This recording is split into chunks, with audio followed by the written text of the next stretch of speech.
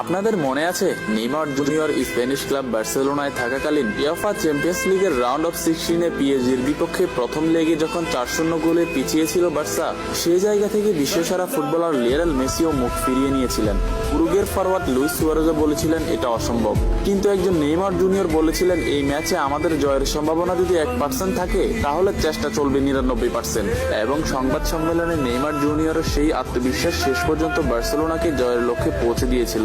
সেই ম্যাচে নেইমার জুনিয়রের জোড়া গোল, এক অ্যাসিস্ট করে ফুটবল ইতিহাসের সবচেয়ে অবিশ্বাস্য কামব্যাক করে বার্সেলোনা। সেদিনের নেইমার জুনিয়র বর্তমানে সেলেসাওদের স্কোয়াড থেকে ছিটকে গেছেন। শুধু ব্রাজিল স্কোয়াড থেকে ছিটকে যাননি, ছিটকে গেছেন কোপা আমেরিকা থেকেও। আসন্ন কোপা আমেরিকা নেইমার জুনিয়র খেলবে না, কোপাতে নেইমার জুনিয়র অংশগ্রহণ করা অসম্ভব, এমনটাই দাবি করেছে ব্রাজিলের ডক্টর রদ্রিগো লাসমার। কিন্তু নেইমার জুনিয়র কোপা আমেরিকা খেলবেন এমনটাই দাবি নেইমারের। রদ্রিগো লাসমার বলেছেন নিজের মন থেকে এবং নেইমার জুনিয়র বলেছেন নিজের আত্মবিশ্বাস থেকে।